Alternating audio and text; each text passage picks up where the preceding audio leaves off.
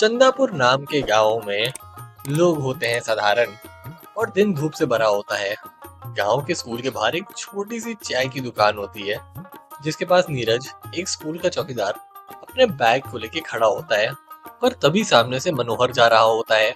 मनोहर होता है एक छोटा सा एडमिनिस्ट्रेटर, पर होता है वो पूरा ईगो से भरा। उसका चेहरा नीरज को देखते ही टाइट हो जाता है, जैसे हर वक्त किसी की गलती पकड़ने के लिए तैयार हो। ये क्या पहना है नीरज? ये रंग कौन सा है? तुम भूल गए क्या? सिर्फ ऑफिशियल यूनिफॉर्म पहननी है। सर, ये वाली तो मैंने नई सिलवाई है।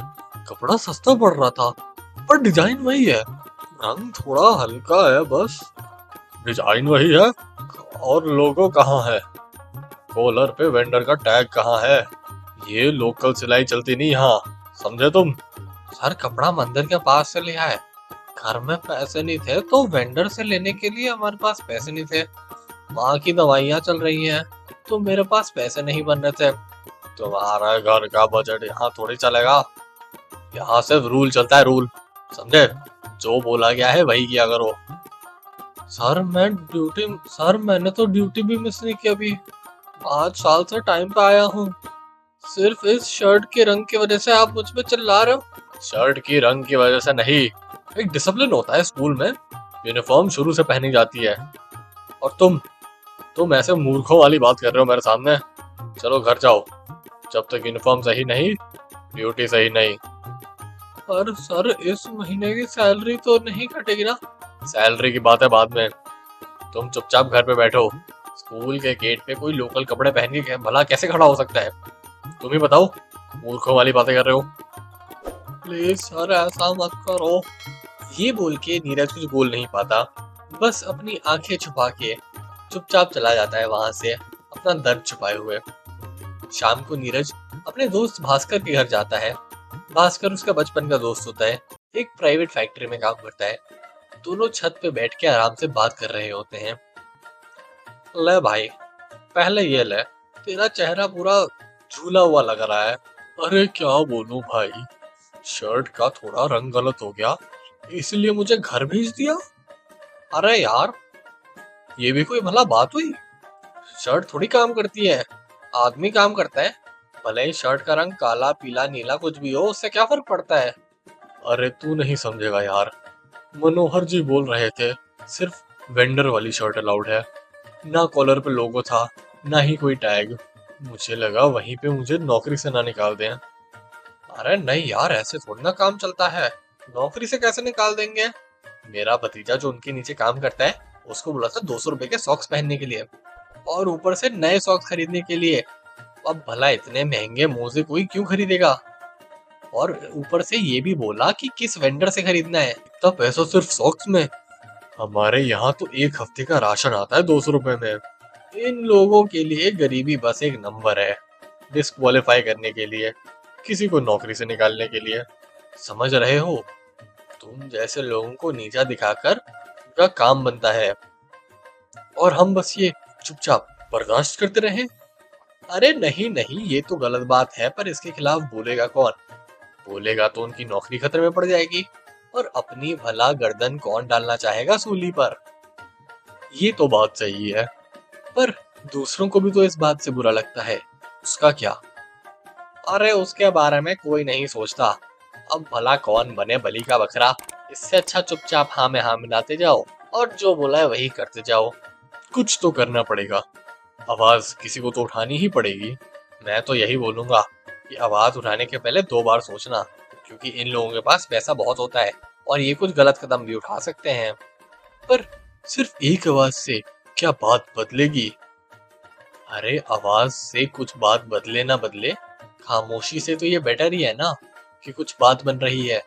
अगर चुप रहेगा तो तेरे जैसे कितने सारे और नीरज बनेंगे, जो ऐसे मनोहर लाल जी के जूतों के नीचे कुचले जाएंगे। ये बात सुन के नीरज थोड़ा सोच में पड़ जाता है। उसे लगता है भास्कर की बात काफी सही थी, और उसको इस बारे में सोचना चाहिए। अगली सुबह गांव के कुएं के पास एक औरत होती है, जो नीरज के रास्ते आ रही होती है। वो उसे देख के हाथ हिलाती है और उससे बात करने के लिए रुक जाती है। अरे नीरज बेटा, तुम्हारे काम की छुट्टी हो गई क्या? नहीं नहीं काकी, वो क्या है ना, मनोहर जी ने मुझे काम से निकालने की धमकी दी है। कहा मेरी शर्ट का रंग थोड़ा हल्का है, तो इसी बात से मुझे धमकी दे रहे हैं कि मुझे काम से निकाल देंगे, और आज मुझे जल्दी छोड़ दिया। अरे वो मनोहर तो है ही ऐसा, उसने पहले भी मेरे पोते के बैग की वजह से उसको फेल कर दिया था। बोला था ये बैग कहाँ, ये तो झोला है झोला, प्रॉपर स्कूल बैग लाओ तभी बात बनेगी। मतलब बैग ना लाने की वजह से उसको स्कूल से निकाल दिया? अरे स्कूल से नहीं निकाला, एग्जाम में फेल कर दिया। बोला या तो क्लास रिपीट करवाओ या फिर कोई दूसरा स्कूल ढूंढ लो। अब हमारी भी तो मजबूरी ही रह गई इस बात से। ये तो बहुत गलत बात है, नए बैग खरीदने में तो बहुत पैसे लग जाते। तो आपने क्या किया? अब हम क्या ही करते बेटा, 500 रुपए का नया बैग लेना पड़ा। मेरी पेंशन का आधा पैसा उसी में चला गया। ये तो बहुत अत्याचार है काकी। एक बच्ची थी, उसकी माँ कहती थी कि उसके स्कूल में उसने ढंग की चप्पल नहीं पहनी, तो इसी बात से उसे स्कूल से ही निकाल दिया। चप्पल की वजह से स्कूल से निकाल दिया? अब इंसान को कपड़ों में तोला जाता है क्या? वही तो, गरीब की क्या गलती, ये नहीं कि वो काम नहीं करते, गलती है कि वो सही ब्रांड के कपड़े नहीं पहनते। सबका डर अलग है, लेकिन आदमी एक ही। लगता है पूरे गांव में परेशानी का पेड़ एक ही है, और इस पेड़ को हमें जड़ से निकालना पड़ेगा।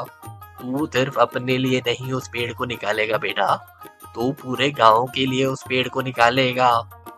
नीरज की आंखों में एक चिंगारी हो जाती है कि वो गांव के लोगों के लिए लड़े, उनके लिए कुछ सही करे।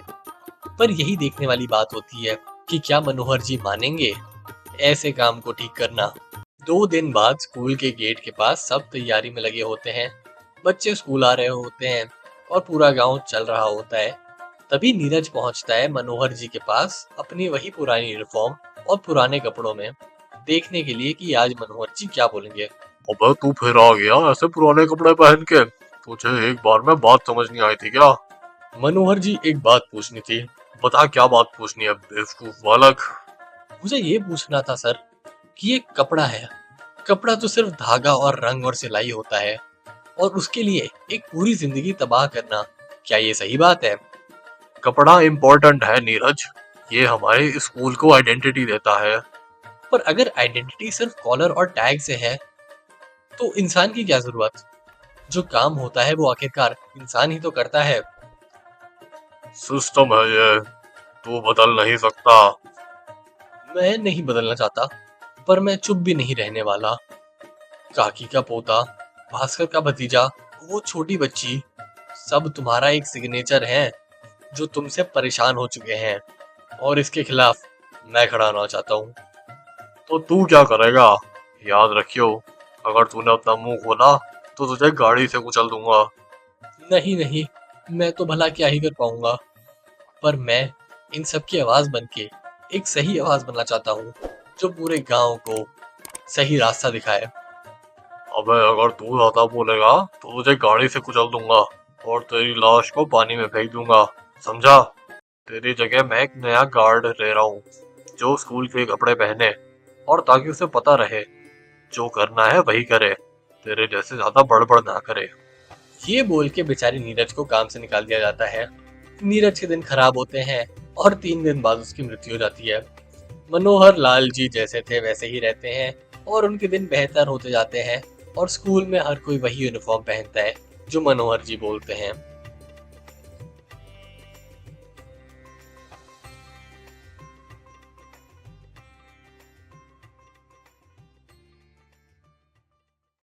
छतरपुर नाम का एक गांव होता है जहां जिंदगी काफी आराम से चलती है। छतरपुर नाम का एक गांव होता है जहां जिंदगी काफी आसानी से चलती है। बाजार की सड़क तप रही होती है, और एक तरफ चमकता मार्बल शोरूम होता है जिसका शीशा धूप में भी ठंडा रहता है, और दूसरी तरफ एक छोटी सी ठेली जहां गोलू नींबू पानी बेच रहा होता है।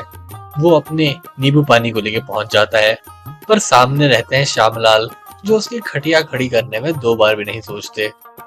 ओए गोलू, कितनी बार बोला है मैंने, शोरूम के सामने अपनी ये सस्ती ठेली मत लगा, हर दिन वही नींबू पानी निचोड़ के दिखाता है, कुछ तो शर्म कर। सर जी मैंने तो बस 2 घंटे से लगा रखा हूँ दुकान, लो थोड़ी ठंडक मिल जाती। आपके शोरूम में कम से कम एसी तो है। मेरे ठेले से आपको क्या फर्क पड़ता है? फर्क पड़ता है, और काफी फर्क पड़ता है। जब कोई नया क्लाइंट आता है तो सबसे पहले वो तुम्हारे और तुम्हारी गरीबी को देखता है। उसे लगता है कि ये जगह कितनी चीप हो गई है। मैंने करोड़ों के अपनी दुकान खरीदी है, और यहाँ तेरा नींबू पानी और ये मटका, ये सब मेरी इमेज खराब कर रहे हैं। अरे मैं तो बस अपना काम कर रहा हूँ, ना किसी का रास्ता रोकता हूँ, ना ही आवाज करता हूँ। आपके शोरूम के सामने भी साफ सफाई रखता हूँ। ये तो सिर्फ एक ठेली है सेठ जी। ठेली और शोरूम में क्या मुकाबला? अबे मुकाबला नहीं है, इसलिए तो तू दूर है। मुझे मेरी जगह अपनी ढंग की रखनी है, आसपास की चीजें साफ रखनी है। ये फुटपाथ, ये सड़क और ये सारा शोरूम इतना बढ़िया लगता है, और तू आके इसकी रौनक गिरा देता है। और अगर तू यहाँ अपनी दुकान लगा के रखेगा तो लोग सोचेंगे कि ये फुटपाथ की सोच वाले लोग मेरी महंगी बिल्डिंग के आसपास दिख कैसे गए। लेकिन सेठ जी ये जगह तो पब्लिक की है ना, और कोई यहाँ अपना काम कर सकता है। मैं तो सिर्फ रोजी रोटी कमा रहा हूँ, आपका तो बिजनेस ही अलग है। आपको मेरी ठेली से क्या? मैं नहीं चाहता तू यहाँ आए, बस इतनी सी बात है। 5 मिनट में तू ये ठेली लेके चले जा, वरना मैं सफाई वाले को फोन करता हूँ। फिर वो जानते हैं ना क्या करेंगे। आप जैसा बड़े आदमी से ये उम्मीद नहीं थी। एक ठेली वाले को हटाना, उससे आपको क्या मिलेगा? अबे जो मुझे मिलेगा वो तेरी समझ के बाहर है। तेरी जैसी हर ठेली अगर यहाँ लगने लगी शोरूम के बाहर, तो मेरा तो ये कूड़ेदान बन जाएगा ना। समझ ले, ये तेरी आखिरी वार्निंग है। और उस तेज धूप में श्यामलाल बेचारे गोलू को अकेला छोड़ देते हैं, बोल के कि उसकी नींबू पानी की ठेली एकदम लूजर आती है। बेचारा निराश होके वहां से चला तो जाता है, पर गोलू अपने दोस्त से जाके मिलता है जो होता है रामू। रामू बाजार के थोड़े ही बाहर रहता है और वहां पे अपने दोस्त का इंतजार कर रहा होता है। अरे यार तू फिर आ गया, कल देखा था तुझे मैंने वहीं पे ठेला लगाते हुए। अब क्या कहा श्यामलाल ने? वही पुरानी बात यार, रामू कह रहे थे मेरे से उनके शोरूम की ब्रांडिंग खराब हो जाती है। श्यामलाल का कहना था कि जब लोग मार्बल लेने आते हैं तो उन्हें पहले मेरे मटके दिखते हैं, उससे वो लोग पलट जाते हैं। पलट जाते हैं? अरे आदमी मार्बल लेने आया है या दुकान के आसपास क्या लगा है वो देखने? क्या सोच है यार, क्या सोचता है वो अपना आदमी यार, क्या घटिया सोच है उसकी। वाओ। उसने मुझे कहा फुटपाथ की सोच वाले लोग दूर ही रहो। बोलता है अगर कमाना है तो दुकान खोलो, शोरूम लेके टैक्स भरो। तो इसका मतलब है एक आदमी के पास सीमेंट की छत नहीं तो उसकी दुकान ढंग की नहीं। वाह ये कैसा मजाक है, वाह ये कैसा मजाक है। बस यही लगता है। पंडित जी से बात की थी मंदिर के पास लगा लो, पर उन्होंने भी मना कर दिया था। कहते हैं कि वहां भी कोई निर्माण होने वाला है, और मुझे लगा कि उनकी आंखों में से भी सेठ जी का पैसा चमक रहा हो। मतलब ये हाल हो गया है कि एक ठेली के लिए भी परमिशन चाहिए, और वो परमिशन सिर्फ पैसे वाले दिला सकते हैं। ये तो बहुत नाइंसाफी है यार। लगता तो यही है। मैं तो सिर्फ अपने 50 रुपए का नींबू पानी और एक छोटी सी बर्फ की टुकड़ी लेके आना चाहता हूँ, और मुझे लगता है मेरी औकात इन लोगों के बीच किसी पानी के बुलबुले के समान है।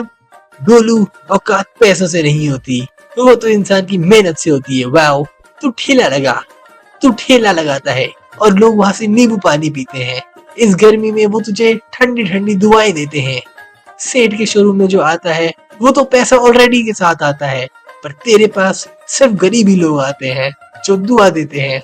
उन्हें तेरी दुकान पे इंसानियत मिलती है। अरे दुआ का क्या करे रामू, आजकल तो लाइसेंस भी पैसा मांगता है, और मेरे पास तो सिर्फ एक प्लास्टिक का गिलास है जिसमें मेरा दर्द भी नहीं घुल रहा। पर तुम गिर मत यार, वही गोलू जो 5.5 रुपए में सबसे बढ़िया नींबू पानी देता है, तू वही रहना। तेरी ठेली छोटी क्यों ना हो, पर तेरा काम बहुत बड़ा है यार। शायद जगह बदलनी पड़े, लेकिन तू खुद को मत बदल। गोलू तू बेस्ट नींबू पानी वाला है यार। शुक्रिया रामू, कभी कभी एक दोस्त के शब्द भी ठंडे पानी की तरह होते हैं। लगता है अब थोड़ा सा हौसला वापस आया। नीम के पेड़ के नीचे दोनों चुपचाप बैठे रहते हैं और अपनी बातें करते रहते हैं। उन बातों से गोलू का थोड़ा हौसला तो बनता है, पर रामू की बात होती है कि दूसरों से भी बात करे, जाने की अगर ऐसे ही श्यामलाल ने किसी और को भी ठगा है कि नहीं। दोपहर को गोलू थोड़ा आगे निकलता है और गांव के पुराने कुएं के पास जहां औरतें बैठी होती हैं वहां जाता है। गोलू अपनी खाली बोतल लेके वहां थोड़ी ठंडे पानी भरने आया होता है और कुएं के पास उसे एक जानी पहचानी आवाज सुनाई देती है। सुशीला मौसी, जिनकी टोकरियों में कभी आम और मिर्च होते थे, आज फिर खाली होती है। अरे गोलू बेटा, आज इतने दिन बाद। अरे क्या बात है गोलू बेटा, आज तुमने अपनी ठेली नहीं लगाई? क्या हुआ, तुम तो दिखे भी नहीं आज सड़क के मोड़ पे। लगाए थे मौसी, लेकिन अब नहीं लगी। श्यामलाल सेठ ने हटा दिया। कहते हैं कि मेरी ठेले से उनकी शोरूम की इज्जत गिर जाती है। अरे इज्जत कोई कपड़े से होती है क्या, ये शोरूम की चमक से। मैंने जब पहली बार अचार बेचना शुरू किया था ना, तो भी लोगों ने यही कहा था। उन्होंने कहा था लोग पैसे नहीं देंगे, देख के तालियां बजाएंगे। और कुछ महीने बाद कह रहे थे कि अब कोई ताली नहीं बजाता।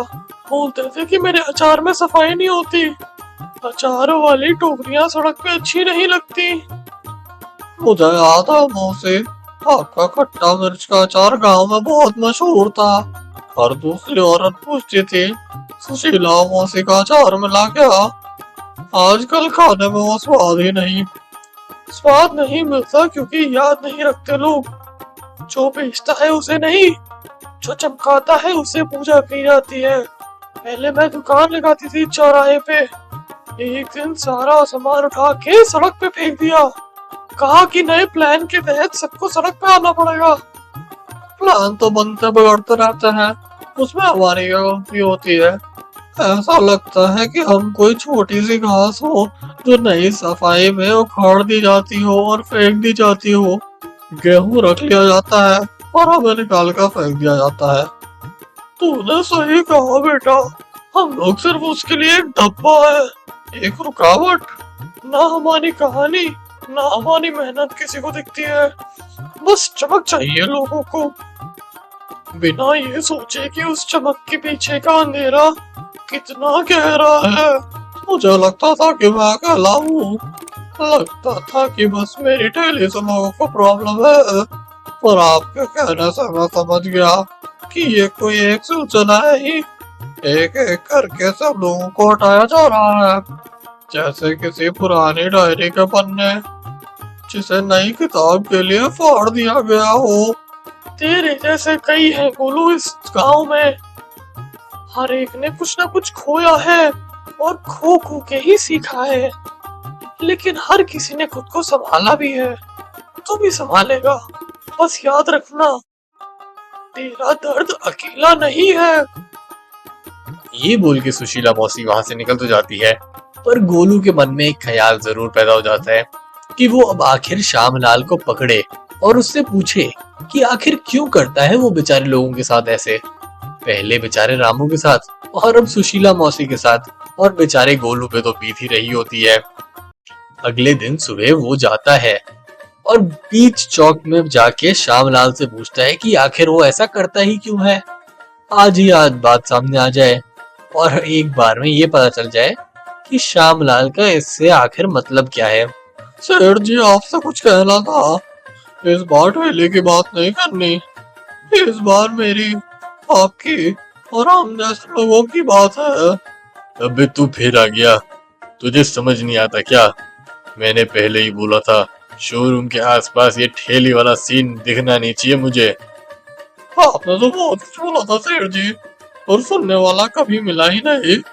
पर सुनाने वाला आपको लगता है कभी मिला नहीं कोई। आज मैं सुनाने आया हूँ, ना परमिशन मांगने, ना ही जाके भीख मांगने, सिर्फ सच बोलने।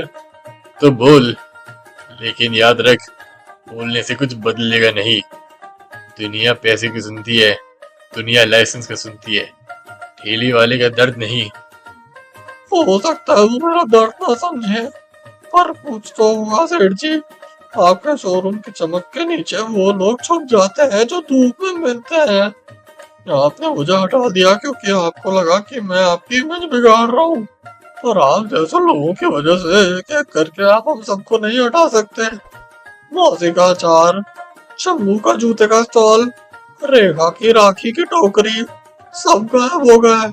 सब आपके इस क्लीन लुक वाले इमेज के नाम पे दुकान से बाहर भगा दिए गए हैं। अबे जा तू कर ले प्रोटेस्ट, लेकिन मैं नहीं बदलूंगा। मुझे बिजनेस करना आता है, तेरी तरह फालतू में रोना नहीं। समझा मेरी बात? मैं कोई लेक्चर नहीं दे रहा सेठ जी, मैं याद दिला रहा हूँ। जब सब कुछ खत्म हो जाएगा तब इंसान याद करेगा कि कौन इंसान की मदद करने आया था। आप जब भी किसी ग्लास में पानी पियेंगे, एक दिन आपको मेरे खट्टे नींबू का स्वाद आएगा, और उस दिन समझ जाना, गोलू है सेंट हिज रिगार्ड्स। अबे जा, तेरे जैसे मैंने बहुत देखे हैं। जिस राखी की तू बात कर रहा है और जिस शंभू की तू बात कर रहा है, उस सबको मैंने ट्रक के नीचे दबा दिया था, क्योंकि वो मेरे खिलाफ खड़े हुए थे। और गोलू तू भी याद रखियो, ज्यादा बोलेगा तो ट्रक के नीचे आ जाएगा। इसलिए थोड़ा डर के रह और भगवान का खौफ कर। भगवान का खौफ नहीं करता तो कम से कम मेरा खौफ कर। मुझे जगह नहीं चाहिए सेठ जी, मुझे तो सिर्फ इतना कह रहा था कि आपका शोरूम में मैं खुद को अकेला महसूस कर रहा हूँ। अब याद रखना, एक वक्त जब आएगा तब आपको मेरी। अबे तू यहाँ से गया नहीं, कितना बक बक करता है। चल भग जा यहाँ से, फिर कभी दिखा तो ट्रक के नीचे कुचल दूंगा। ये बोल के सेठ जी गोलू को धमका के भगा देते हैं। बेचारा गोलू भी क्या करे, वो देखते देखते डर जाता है और चुपचाप चला जाता है। शहर में घूमते घूमते वो नई दुकान खोल लेता है, पर कुछ दिन बाद उसे बीमारी होती है और वो मर जाता है। गोपालपुर नाम की एक बस्ती होती है जहाँ के लोग थोड़े गरीब होते हैं और उनको पैसों की होती है हमेशा कमी। उसी बस्ती में एक राशन की दुकान होती है जहाँ दोपहर की धूप में भीड़ लगी होती है। गोपाल एक कमजोर सी थाली लेके लाइन में खड़ा होता है।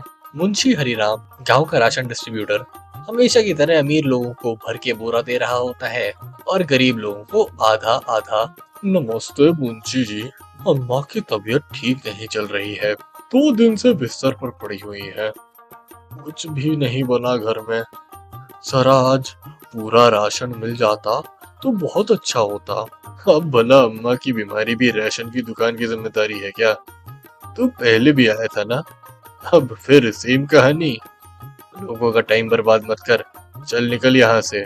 मुंशी जी, मैं झूठ नहीं बोल रहा, पिछले हफ्ते भी आधा राशन दिया था, उसी से गुजारा किया है।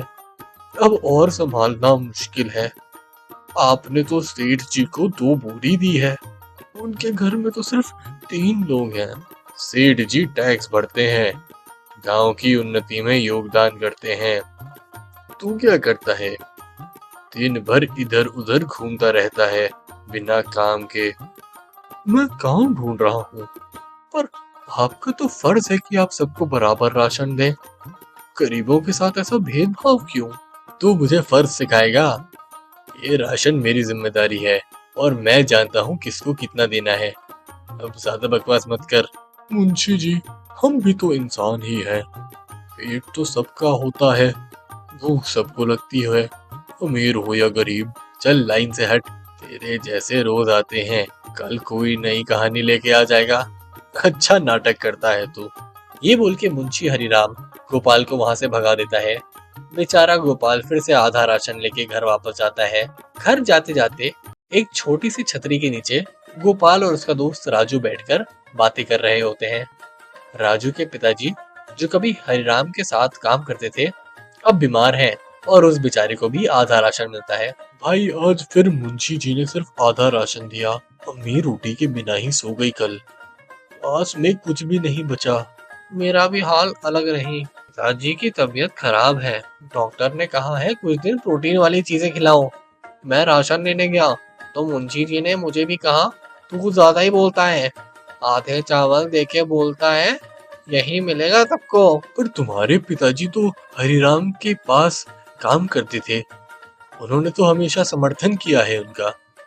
हाँ, सोचा था सिस्टम ठीक है, सोचा था मुंशी जी ईमानदार हैं, पर जब खुद पे बीती तो समझ आया ये सिर्फ अपनों के भले के बारे में सोचते हैं, दूसरों के बारे में बिल्कुल नहीं सोचते। तो क्या करें? चुपचाप सहते रहें क्या? नहीं, तू लड़ रहे गोपाल, तेरे जैसे किसी को एक ना एक दिन तो खड़ा होना ही पड़ेगा। हर बार चुप होते रहे तो कुछ सही नहीं हो पाएगा। पर मेरे बोलने से क्या होगा? हर कोई तो डरता है उनसे। शायद कुछ ना हो, पर कम से कम सच बोलने से बात तो बढ़ेगी। तू एक काम कर, डर मत और तू जाके बोल ही दे। सही कह रहा है यार तू। कब तक सहेंगे हम ऐसे? गांव में हर किसी के पास पहले पूरा राशन आता था और अब देख आधे राशन पे जी रहे हैं। क्या पता यही करने से तेरा सही वक्त आ जाए। बस हम हिम्मत बनाए रखेंगे तेरे लिए। राजू से बात करने के बाद गोपाल को थोड़ा हौसला तो आता है कि उसको सही कदम उठाना चाहिए और लोगों से बात करनी चाहिए। गोपाल जाता है गांव के कुएं के पास जहां सारी महिलाएं पानी भरने आती हैं। गोपाल बाल्टी लेके खड़ा होता है। वहां एक महिला शांति उससे बात करने लगती है। अरे गोपाल बेटा, परेशान लग रहे हो, सब ठीक तो है ना? क्या बताएं दीदी, राशन लेने गया था, फिर वही आधा मिला। अम्मा की तबीयत भी खराब है, पर मुंशी जी को कोई फर्क नहीं पड़ता। वो हरिराम गरीबों से सबसे ऐसी बात करता है, मैं भी रोज देखती हूँ। कल सीमा की माँ आई थी, बेचारी के घर में सिर्फ 2 रोटी बची थी, फिर भी हरिराम ने उसे डांट दिया। सब चुप रहते हैं, कोई कुछ बेचारा बोल नहीं पाता। भूख इंसान को कमजोर बना देती है, आवाज दबा देती है। लोग बोलना चाहते हैं, डर जाते हैं, सोचते हैं कि कुछ बदलेगा ही नहीं। पर कुछ तो करना पड़ेगा। हर घर में दुख है, लेकिन कोई बेचारा बोलता ही नहीं। मुंशी जी से सब डर जाते हैं।